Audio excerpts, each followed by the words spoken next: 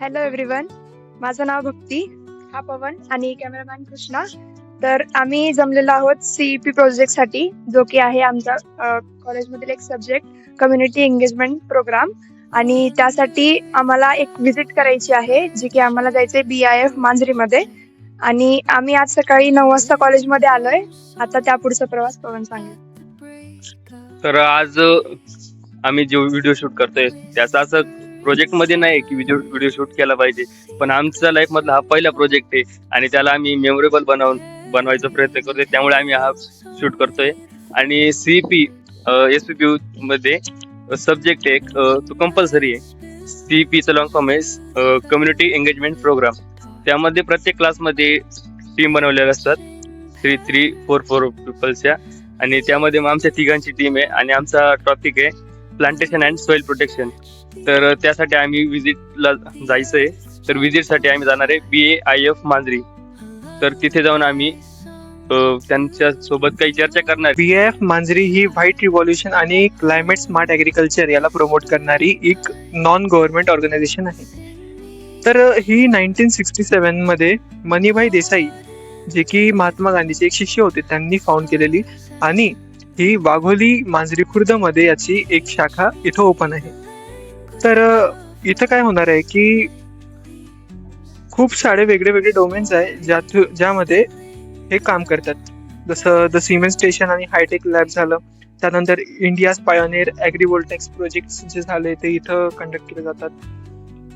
तर हे आपल्याला एक्सप्लेन करतात की how the system lets farmer to generate clean electricity, cactus आणि फोडर इनोव्हेशन्स. बैलांना खाण्यासाठी जो चारा असतो ते सगळं तिथं बनवलेलं आहे. त्यासाठी तिथं कसं वापरतात आपण ते बघणारच पुढे. त्यानंतर ग्रीन टेक आणि मिथेन रिडक्शन याचा कोर टॉपिक होता की क्लायमेट चेंज मिटिगेशन. तर यामध्ये आपण बघणार की हाऊ लाईफस्टॉक्स इम्पॅक्ट ग्लोबल वॉर्मिंग, आणि त्यामध्ये BIF काय रोल प्ले करतं लोकांना गाईड करतं. तर इथं आपला मेन मोटिव्हच असा होता की आपलं जे CEPचं प्रोजेक्ट आहे ते आपल्याला इथं कम्प्लीट करायचं होतं. आणि त्या प्रोजेक्टसाठी आपलं जे टॉपिक पवनने तुम्हाला सांगितलं, प्लांटेशन अँड सॉइल प्रोटेक्शन. तर यासाठी BIF जी इंडस्ट्री आहे ती आम्हाला खूप बरोबर वाटली, जी आम्हाला जवळ सुद्धा आहे आणि तिथं भरपूर काही आम्हाला नॉलेज मिळणार आहे. BIF म्हटलं तर इथं आम्ही याविषयी माहिती काढू की कोणते असे मेथड्स फार्मरनी केले पाहिजे ज्या थ्रू सॉइल इरोजन कमी होणार. त्यानंतर आपण प्लांटेशन लार्ज स्केल वरती कसं केलं पाहिजे, फर्टिलायझर्स कोणत्या प्रमाणे यूज केलं पाहिजे, नॅचरल फर्टिलायझर्स कसे राहतात, ते कुठून मॅन्युफॅक्चर केले जातील, त्यांचा उपयोग जास्त कसा झाला पाहिजे आणि त्यांना खास म्हणजे बनवतात कसं. त्यानंतर सॉइल इरोजन जे आहे त्याचे मेन कॉजेस काय आहे आणि ते कशामुळे जास्त तर होत आहे. सध्याच्या स्थितीमध्ये आपण बघतो की बऱ्याच जागेवरती प्लांट्स आपण काढत आहे. सध्या जे आपलं डेव्हलपमेंट होतं ते सस्टेनेबल डेव्हलपमेंट नाही होत आहे. तर या सस्टेनेबल डेव्हलपमेंट होण्यासाठी आपण काय नेमके पावलं उचलले पाहिजे हे सुद्धा आपण त्यामध्ये बघणारच. त्यानंतर BIF मांजरी म्हटलं तर ही एक नॉन गव्हर्नमेंट ऑर्गनायझेशन आहे, मी तुम्हाला आधीच सांगितलंय. यामध्ये आपण व्हेरियस प्रकारचे प्लांट्स कोणते आहेत तिथं ते पण एक्सप्लोअर करणार आणि जेवढी माहिती गेन करता येईल तेवढी करणार. बाकीचं आपण तिथंच जाऊन बघूया. Follow me.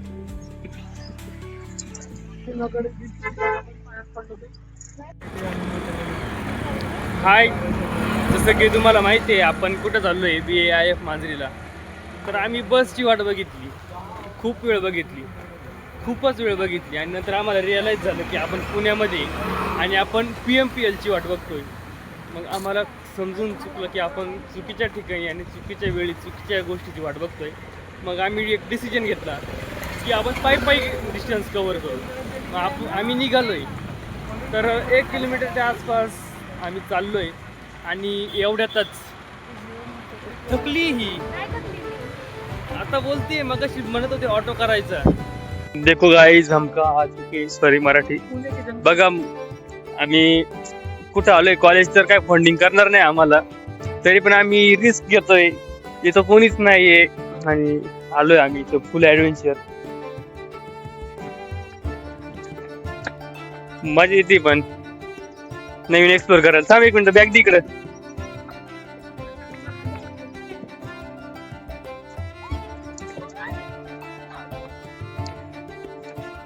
देखिए गाइस, गाडी घालायची.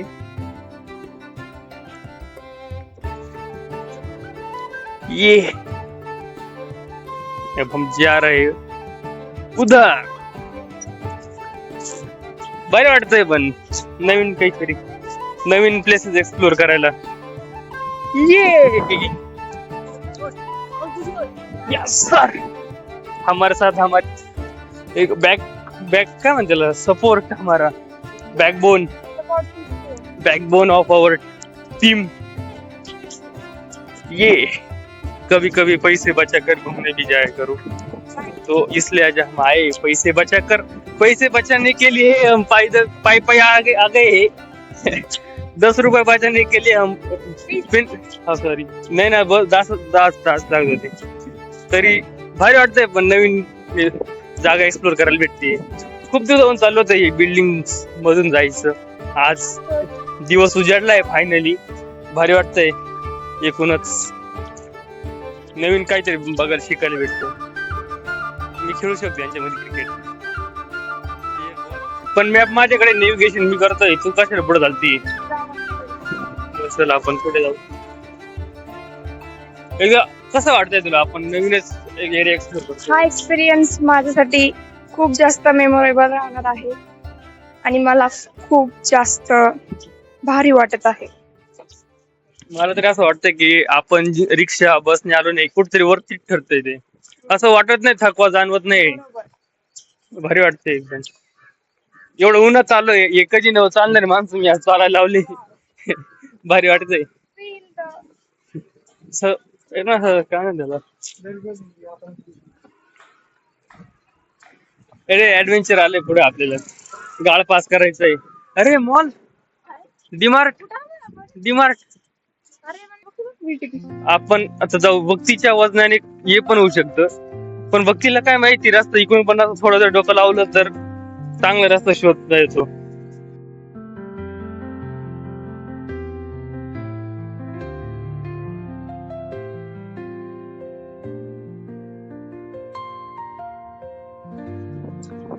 बैलजोडी आहे इथं, हे बैलगाडी आहे तिथं, बैलजोडी इथं, बैलगाडी आहे तिथं. एक वासरू आहे छोटासा,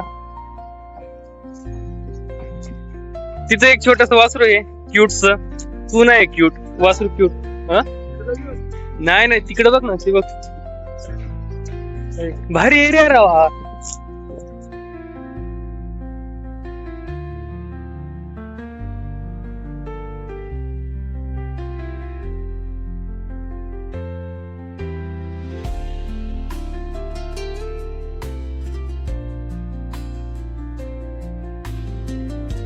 नमस्कार. जसं की आपण बोललो होतो, आपण व्हिजिट साठी जातोय, तर आम्ही या ठिकाणी आलोय BIF डेव्हलपमेंट रिसर्च सेंटर मांजरीमध्ये. तर आम्ही इथले डायरेक्टर सरांना भेटलो. त्यांनी आम्हाला काही इन्फॉर्मेशन दिली, तिचे आम्ही नोट्स काढले. तर त्यांनी जी इन्फॉर्मेशन दिली ती मी तुम्हाला सांगण्याचा प्रयत्न करतो. तर पहिला मुद्दा आहे मृदाधूप. मृदाधूप म्हणजे सॉइल इरोजन. सॉइल इरोजन म्हणजे आपले जमिनीची वरची सुपीक माती पाऊस, वारा किंवा इतर कारणांमुळे वाहून जाते. त्याचं मेन रिझन आहे की झाडांची कमी संख्या, जंगलतोड, अति पाऊस, जास्त चराई आणि जमिनीचा चुकीचा वापर यामुळे मृदेची धूप होते. त्यामुळे झाडे जर कमी असतील तर पाऊस मातीला वाहून देतो आणि जमीन आपली सुपीक राहत नाही. वरची जी आपली सुपीक माती असते ती वाहून जाते आणि मुरुम, खडक वर येतो. त्यामुळे मातीची झीज होते. याचा आपल्या दैनंदिन जीवनावर मोठा परिणाम होतो. मातीची सुपीकता कमी झाल्यामुळे शेतीचं उत्पादन घटतं. त्यामुळं अन्नधान्याच्या किमती वाढू लागतात. माती, नदी, धरणांमध्ये वाहून गेल्यामुळे पाण्याची गुणवत्ता पण कमी होते. पाणी गढूळ होतं, पाण्यामध्ये क्षार, आणि जेव्हा आपण मातीमधले मिनरल्स जेव्हा पाण्यामध्ये मिसळतात, आपण मातीमध्ये फर्टिलायझर्स वापरतो, तर ते पाणी पण खराब होतं आणि ते पिल्यानंतर आपल्या आरोग्यावर त्याचा परिणाम होतो. म्हणूनच आपण प्लांटेशन करून मातीची धूप होण्यापासून वाचू शकतो.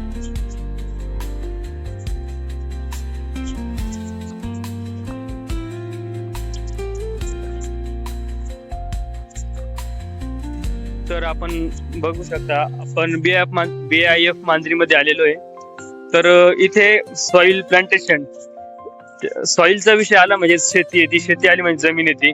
तर आपण बघू शकतो इथं गोट फार्म, काऊ फार्म पण आहे आणि इथं कमळांचं हे पण आहे, काय म्हणताला दलदल टाईप कमळाची झाडे, पूर्ण म्हणजे एकदम निसर्गरम्य वातावरण आहे इथं.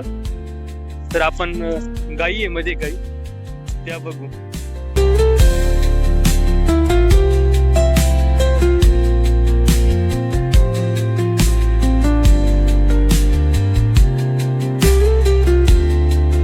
तर आपण इथं आलोय, इथं गायींचं फार्म आहे, गोट फार्म आहे. आपण इथं जे सांभाळताय त्या गायींना त्यांच्याशी बोलू. सर आपका नाम? मेरा खड़क सिंह। आप कितनी साल से इधर? मैं अभी 7 साल हो गया पूरे।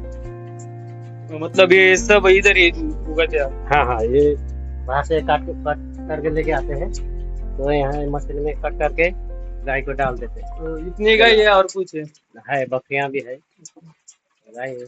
उसका दूध बाहर बेचते? हाँ, नहीं ऑफिस में ही होता। ऑफिस में होता, बाहर नहीं बेचते? तो अंदर का अंदर ही सब? हाँ, सब ऑर्गेनिक है? आप कुछ फर्टिलाइजर यूज करते हैं? नहीं, ऑर्गेनिक ही सब? ऑर्गेनिक।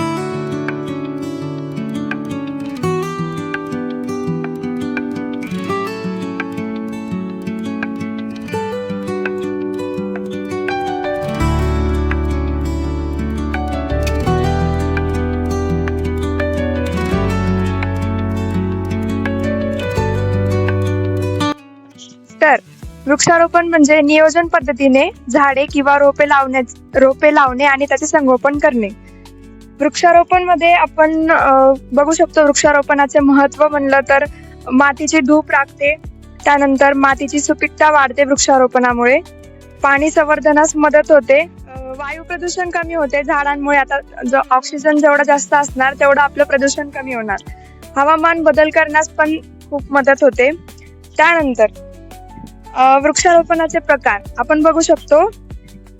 वननिर्मिती, ज्या ठिकाणी जंगल नसतात, जिथे पूर्णपणे आता बिल्डिंग्स वगैरे होत आहेत, तर आपण वृक्षारोपण करून ते वाढवू शकतो, नवीन झाडे लावू शकतो.